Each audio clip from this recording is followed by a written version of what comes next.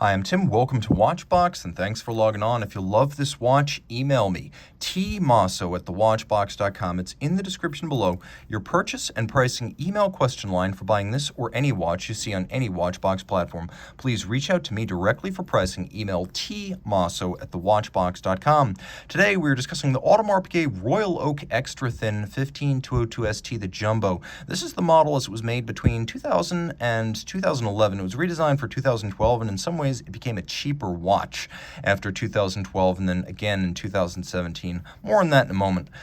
As ever, since the first Jumbo, the 5402 in 1972, Gerald Genta's core Royal Oak design is thin steel, 39 millimeters in diameter, and in this instance, if you ask how thin, 8.3 millimeters from lug to lug tip. It is 48.9 millimeters, but if we include these little end links, these little plots that project out from the case, it is 51.7 millimeters. That's the total distance across the wrist. All Royal Oaks wear large. I tell people, assume it wears a size or two larger.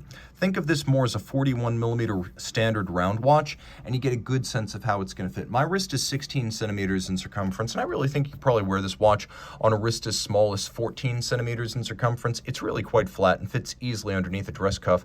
It's sporty, and it was originally pitched as a sports watch, though I think in the era of the 15500 and of course the offshores, this is more of a sports dress watch or a sporty dress watch than a true sports watch. Taking a quick look, you can see that as ever with the Royal Oak, the design hooks are the integration of the lugs with the case with the bracelet, the rounded octagonal bezel, and the degree to which all of this is finished. You can see the bevels of the lug hoods as well as the links laid down by hand. We have little polished outer faces to these intermediate links, and those polished faces are really only visible when you roll the bracelet through the light, so there's attention to detail where you're unlikely to see it. We have the rounded flank of the bezel, but if you look carefully, you can also see that there's a satin-finished vertical lip at the base of the bezel, and that the bezel gasket is expressed as a hairline black styling element to separate the bezel from the case. Now, the bezel has a rounded and polished flank. The top of the bezel is satinated and squared off very sharply from the rounded flank. The rounded octagon was drawn specifically from a vintage diving helmet by original Royal Oak designer Gerald Genta. And then we have hexagonal bolts, and they are bolts, not screws, that sit inside the bezel, and those are made of white gold. And you can see they're a little bit warmer in color than the steel of the case, so you know they are white gold. The bracelet tapers down from the lugs, and you can see that removable links here are fixed in place by screws, and that's the way it should be done. AP has long done things the right way with Royal Oaks and offshores, fixing the bracelet to the case using screws and bars rather than the somewhat more vulnerable and unarguably cheaper spring bar setup. Taking a quick look at the clasp, you can see that this is a single fold AP logo style clasp. So it's a single fold with a single hinge, and it has the polished Audemars Piguet logo inside. It closes, and there is a single trigger that is spring loaded. You can see how that works. It is a single trigger that you pull and withdraw to pop open the clasp. And that's quite easy to use, but it's also quite secure when it's closed. The case band is designed to be handsomely accented with styling elements following from top to bottom. So you can see the bezel features that edge that continues through the case. And this is where the original 15202s are built more expensively and historically more accurate than post-2017 models, because Gerald Genta originally designed the Royal Oak Jumbo with a monoblock case, which means that the case back and the mid case are all one piece. It doesn't have a separate case back that you can take off. As a result, I'll try to show you this, my nails aren't quite long enough, but everything loads through the front, and it is a front loader with the dial and the movement loading through the front of the case. Everything goes in through the front. The monoblock case increases water resistance and also costs more money to make than a three-piece case with a bezel, a case, and a case back. So remember, AP went away from that after 2017, so these original models built pre-2017 have the monoblock case. You can see that the crown is also hexagonal to match the bezel bolts.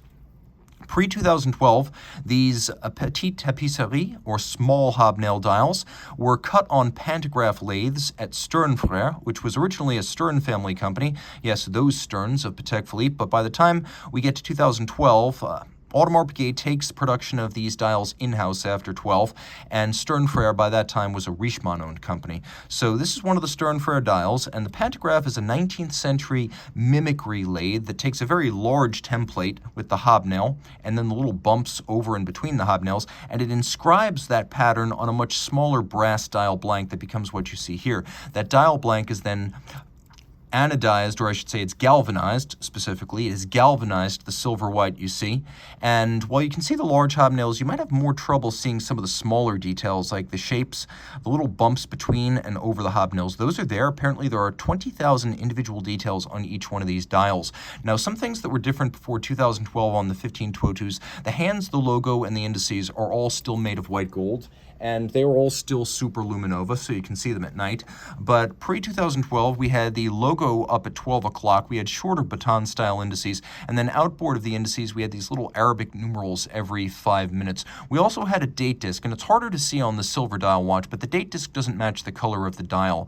That was a pre-2012 thing, so right here you can see that the date disc is white, and that's the way it was for every single model. So if you got the blue dial, it was white. If you got the silver dial, it was white. They were all white. We also had the AP logo up at 12 o'clock. Post-2012, it would be down at 6 o'clock. So charting the changes there. So one of the other reasons that I prefer these pre-2012 models, it's not just the monoblock case, because you could get that after 2012 for a while. It's this gorgeously hand-finished, skeletonized, and beveled rotor. Now, these used to be customizable, and even if you didn't customize, you got this lovely A and P skeletonized rotor with sharp outward points along its bevels, as well as sharp interior angles, and it is gorgeous. This was a time-consuming element that Audemars Piguet simply wrote out of the book in 2012.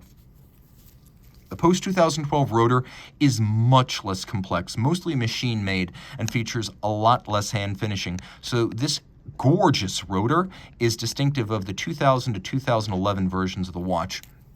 Now, everything else is pretty much the same as you'll find in the current generation Jumbo.